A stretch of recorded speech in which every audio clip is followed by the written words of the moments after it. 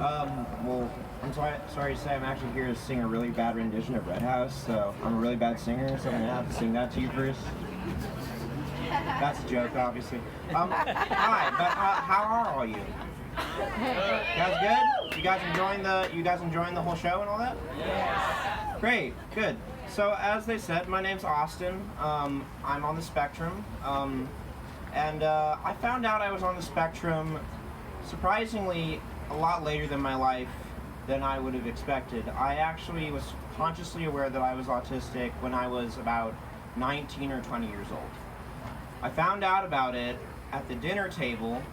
I was just sitting there, and my friends Tyler and Josh were there, and my parents and my mom and my dad, who are here today, were serving us dinner, and they mentioned that I was autistic, and that was my first time consciously hearing that, oh wow, I'm autistic. And you know, most people might think, like, when they first find out about something about that, like 19 years old, you think like, wow, I know why I'm different now, you know?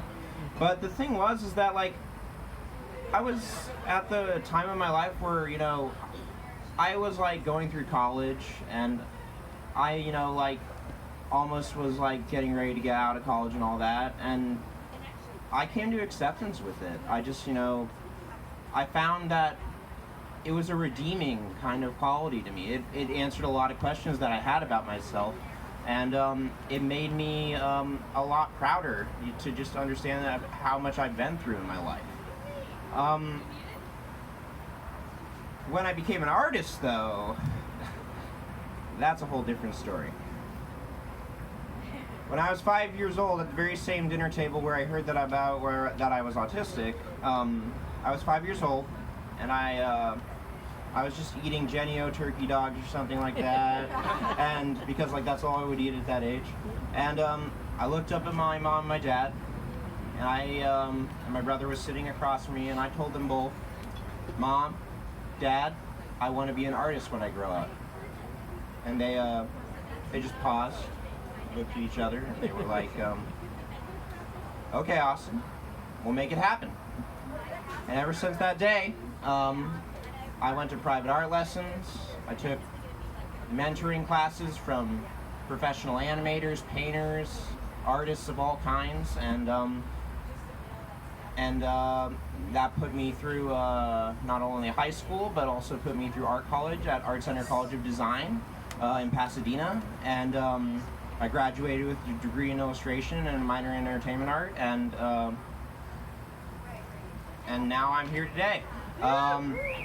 And no more than 2 weeks ago, I had my first solo art show at Sophie's Kensington Gallery here in San Diego, and yes. And how do I feel about that? You know, it's a really odd thing, you know,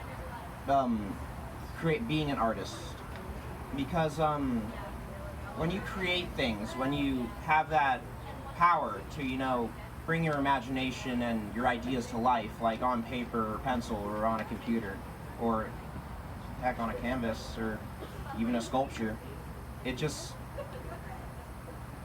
very interesting feeling. It's almost like you have like the power of like a really supreme being of some sort, like, because, you know, you can literally give your ideas to the world, and that's a beautiful thing, and people can appreciate those ideas too, and it inspires people and it motivates people, and that's what's important to me, is not just, you know, my motivation and inspirations, but it's the motivation and inspirations that I give to other people as well.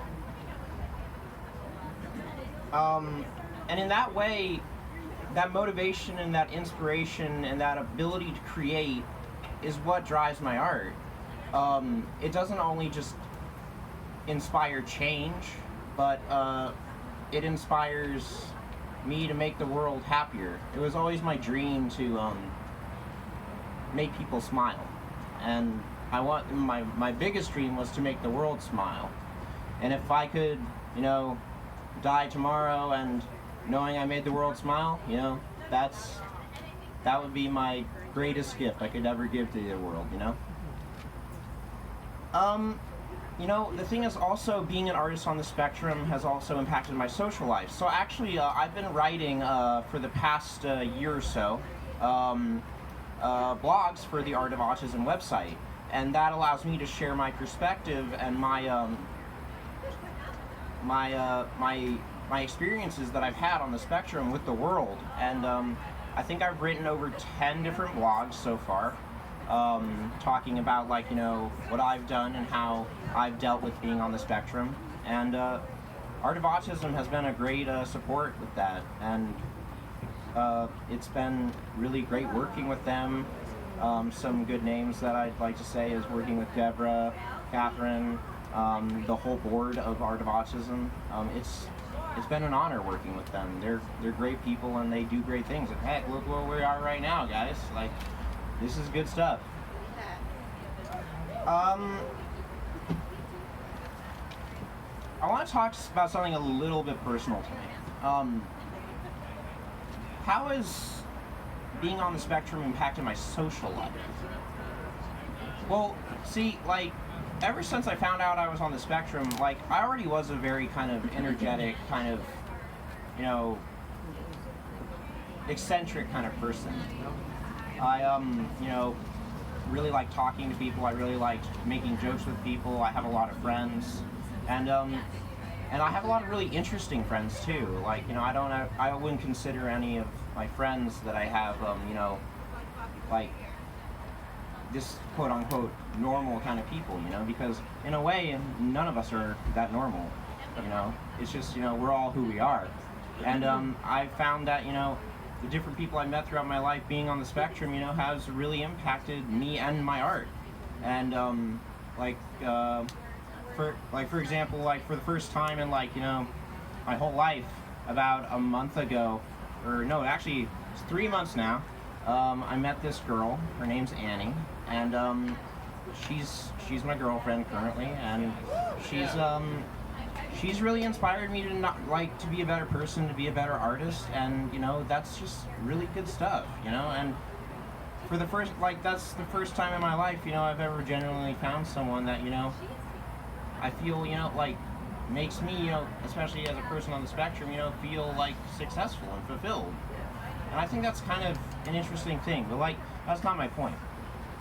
My point is that, think about, like, especially certain people on the spectrum, you know, who have the social barrier. This thing in front of them that keeps them from, you know, interacting with the world at times. There are certain people on the spectrum who will be, I love everyone, I want to just give everyone a hug. There'll be some people who are like, they just won't say anything. They won't even engage in a conversation. Some of us actually can't even verbally speak. We have to speak through keyboards or some other way. Breaking that social barrier, no matter what the barrier is a really powerful thing for everyone on the spectrum. And you know, the art we create is one of those ways we break those barriers. So, I'd like to close with, because I don't want to take too long. I want you guys to enjoy music and enjoy the art. But I just want to talk about what I feel like my predictions for the future of me being on the spectrum and where my art will take me. My honest answer is, I don't know. But what I think will happen is, I feel like my art will continue to bring smiles to people's faces. I predict that art will continue to inspire people and motivate people.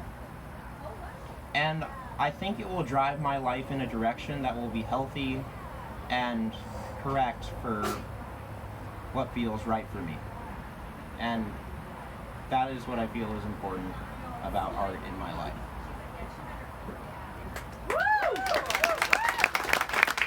Thank you.